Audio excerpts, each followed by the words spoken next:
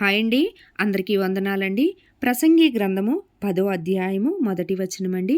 561వ page, 561 page అండి. Chapter 10. బుక్కావాని తైలంలో చచ్చిన ఈగలు పడుట చేత అది చెడు వాసన కొట్టును. కొంచెము బుద్ధిహీనత త్రాసులో ఉంచిన ఎడల జ్ఞానమును ఘనతను తేలగొట్టును. 2వ వచనమండి. జ్ఞాని యొక్క హృదయము అతని కుడి చేతిని ఆడించును, బుద్ధిహీనుని హృదయము అతని ఎడమ చేతిని ఆడించును. బుద్ధిహీనుడు తన ప్రవర్తన గూర్చి అధైర్యపడి తాను బుద్ధిహీనుడని అందరికీ తెలియచేయును. 4వ వచనము. ఏలువాడు నీ మీద కోపబడిన ఎడల నీ ఉద్యోగము నుండి నీవు తొలగిపోకుము. ఓర్పు గొప్ప ద్రోహకార్యములు జరగకుండా చేయును.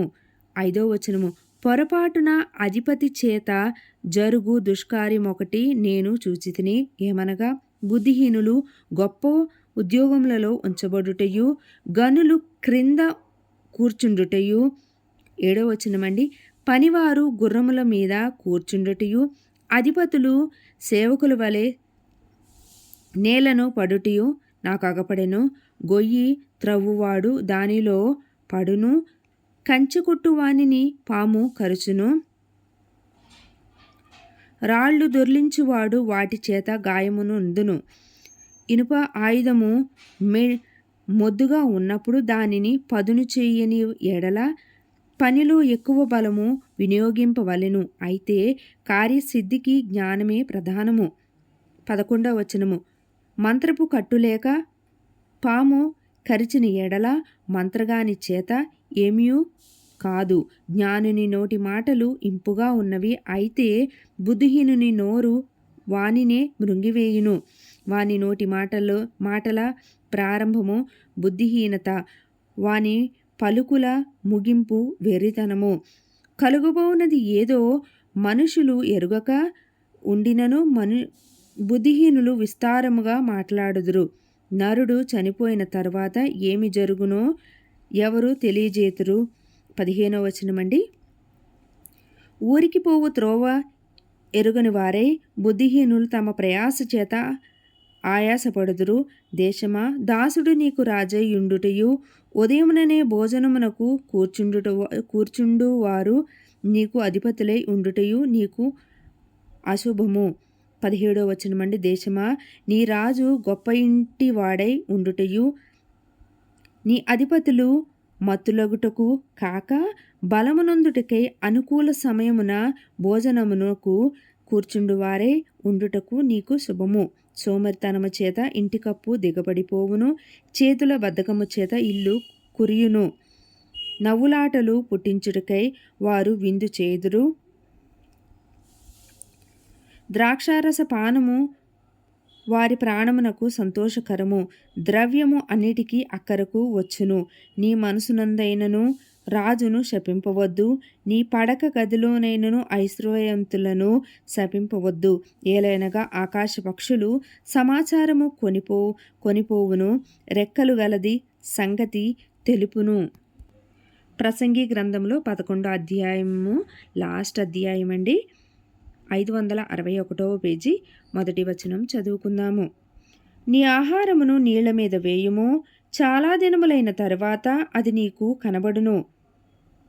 7 8 భాగము పంచిపెట్టుము.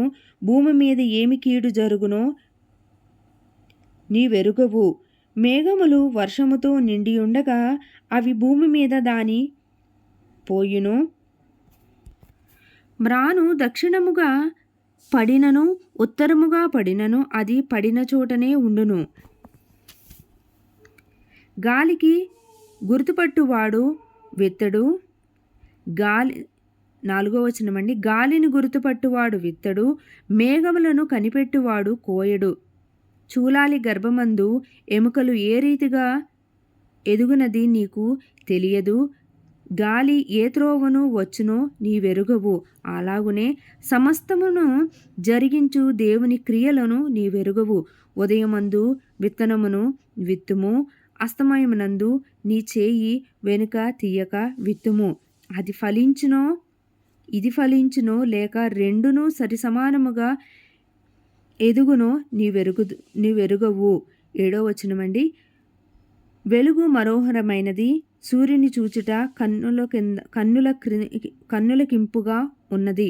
7వ వచనమండి. వెలుగు మనోహరమైనది, సూర్యుని చూచుట కన్నులకింపుగా ఉన్నది. ఒకడు చాలా సంవత్సరములు బ్రతికిన ఎడల చీకటి గల దినములు అనేకములు వచ్చునని ఎరిగియుండి తాను బ్రతుకు దినములన్నీ సంతోషముగా ఉండవలెను. రాబోవునదంతయు వ్యర్థము. యవ్వనుడా, నీ యవ్వనమునందు సంతోషపడుము. నీ యవ్వన కాలమందు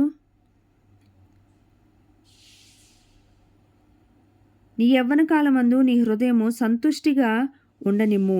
నీ కోరిక చొప్పునను నీ దృష్టి యొక్క ఇష్టము చొప్పునను ప్రవర్తించుము. అయితే వీటన్నిటిని బట్టి దేవుడు నిన్ను తీర్పులోనికి తెచ్చునని జ్ఞాపకముంచుకొనుము. లేత వయసును నడిప్రాయమును గతించిపోవునని గనుక నీ హృదయములో నుండి వ్యాకులమును తొలగించుకొనుము. నీ దేహమును చెరుపుదాని తొలగించుకొనుము. ఇందాక 11వ అధ్యాయమే లాస్ట్ అధ్యాయం అన్నాను కదండి. 12వ అధ్యాయం లాస్ట్ అధ్యాయం అండి. మొదటి వచనము 562వ పేజీ మొదటి వచనము. 12వ అధ్యాయము మొదటి వచనము.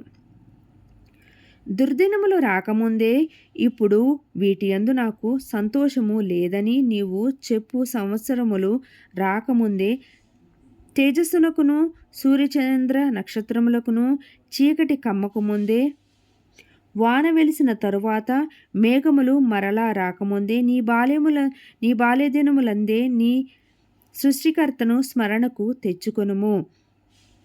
నీ బాల్యదినములందే నీ సృష్టికర్తను స్మరణకు తెచ్చుకొనుము. ఆ దినమున ఇంటి కావలివారు వణకుదురు, బలిష్ఠులు వంగుదురు, విసురువారు కొద్దిమంది అగుట చేత పని చాలించుకొందురు. కిటికీలలో గుండా చూచువారు కానలేక ఉందురు. తిరుగటి రాళ్ల ధ్వని తగ్గిపోవును, వీధి తలుపులు మూయబడును. పెట్టె యొక్క కోతకు ఒకడు లేచును, సంగీతమును చేయు స్త్రీలు, నాదము చేయు వారందరూ నిశ్శబ్దముగా ఉంచబడుదురు. ఎత్తుచోటులకు భయపడుదురు.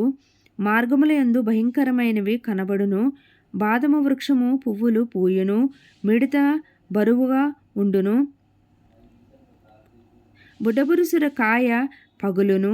ఏలైనగా ఒకడు తన నిత్యమైన ఉనికి పట్టుకున్నకు పోవుచున్నాడు. వాని నిమిత్తము ప్రలాపించువారు వీధులలో తిరుగుదురు. వెండి త్రాడు విడిపోవును, బంగారు గిన్నె పగిలిపోవును, దార యొద్ద కుండ పగిలిపోవును, బావి యొద్ద చక్రము పడిపోవును. 7వ వచనమండి. మన్నైనది వెనుకటి వలనే మరలా భూమికి చేరును, ఆత్మ దాని దయచేసి దేవుని యొద్దకు మరలా పోవును. 8వ వచనమండి.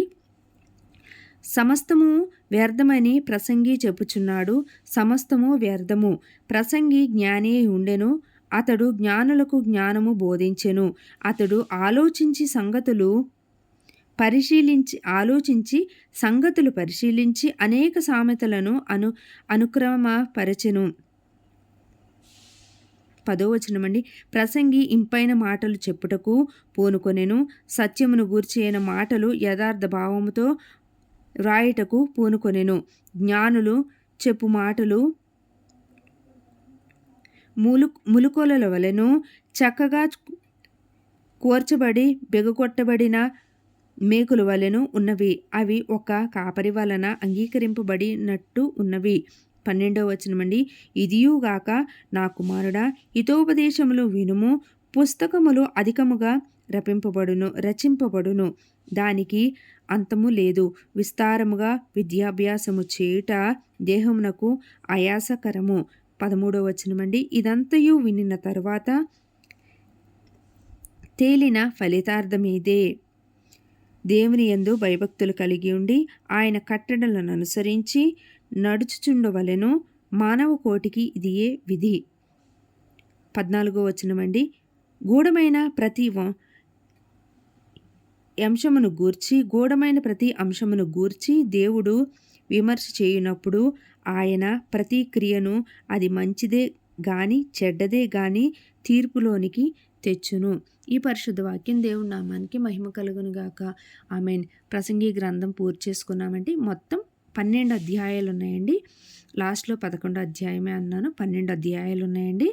12 అధ్యాయాల్లో మొత్తం పూర్తి చేసుకున్నామండి.